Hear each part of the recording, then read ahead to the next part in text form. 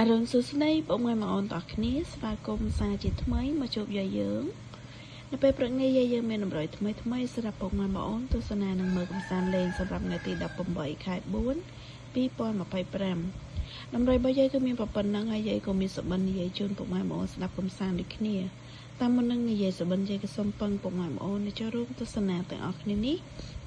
កុំភ្លេចចុចពាក្យ like ជា subscribe ឬកណ្ដឹងឲ្យ channel យើងម្នាក់មួយផងអូនណាដើម្បីទទួលបានវីដេអូក្រោយៗក៏ដូចជាតម្រុយថ្មីនៅថ្ងៃស្អែកបន្តទៀតឬក៏ពុកម៉ែបងអូនចង់បានតម្រុយតាមម៉ោងចាកុំភ្លេចចុច link ដែលយាយដាក់លើ comment បងអូនទាំងគ្នាណាចាតម្រុយតាមម៉ោងគឺយាយដាក់ត្រង់អត់កូនទេមានពេលខ្លះចូលទាំង3លេខចូលទាំង2លេខដែរអញ្ចឹងណាអញ្ចឹងពុកម៉ែបងអូនចង់ឃើញតម្រុយតាមម៉ោងចុចចូល link ដែលយាយដាក់លើ comment ណាបងអូនទាំងគ្នាចាតាចាំពុកម៉ែបងចូលមកស្ដាប់សុបិនយាយយប់មិញនេះយាយសុបិនឃើញមនុស្សប្រុស3នាក់ជិះម៉ូតូធ្លាក់ទឹកទាំង3នាក់ណាហើយស្រាប់តែឃើញមនុស្សប្រុស3នាក់ហ្នឹងស្លាប់ចា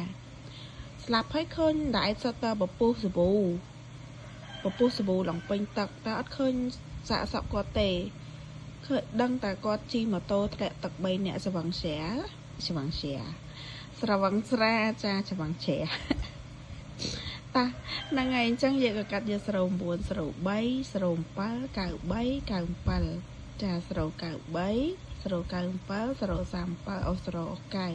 អញ្ចឹងពុកម៉ែបងអូនចេះកាត់លេខអីក៏យកតាមហ្នឹងទៅណាចាហើយក៏ជូនពរហេងសំណាងល្អទាំងអស់គ្នាអញ្ចឹងវីដេអូយាយក៏មានតែប៉ុណ្្នឹងទេជួបគ្នានៅវីដេអូក្រោយបាយ